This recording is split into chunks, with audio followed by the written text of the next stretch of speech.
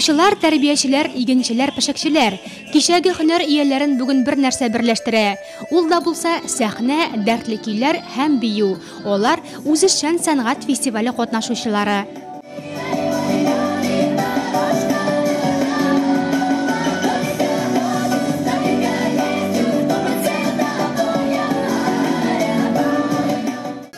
Уякта шитек, өстә милли күлмәк һәм дәртле музыка.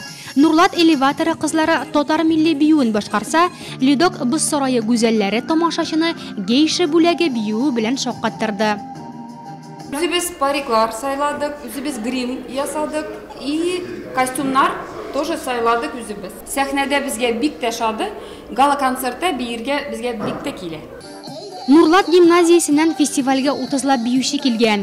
Татар, рус һәм инглиз җырларыннан һәм биюләреннән төзелгән попури, күмәк флешмоб белән алар токта янында гына түгел, ә сәхнәдә дә менә дигән артистлар икәнен күрсәтте.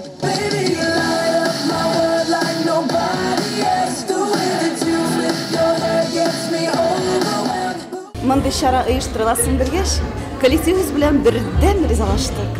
Мондай чаралар бик кирәк. Чөнки ул коллективны берләштерә. Дәресләрдән соң бердәмләшеп репетициягә калдык. Үзебезнең җыр биюгә сәләтле икәнебезне ачыкладык һәм күрсәттек. Сәхнә ялгыз башкаручылар, порлы биючеләр һәм үзешчән бию коллективларының чыгышыннан гөркелде. Традиция буенча Нурлат телевидениесе дә читтә калмады.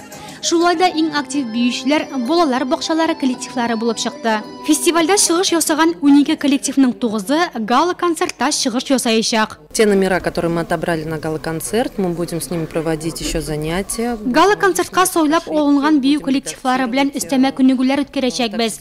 Аларның хаталары өстендә эшләп, үзләрен сәхнәдә тоту кагыйдәләренә өйрәтәчәкбез. Гала-концерт бик матур узыр һәм Нурлатта бию сәнгате тагын да үсеш алыр дип өметләнәм.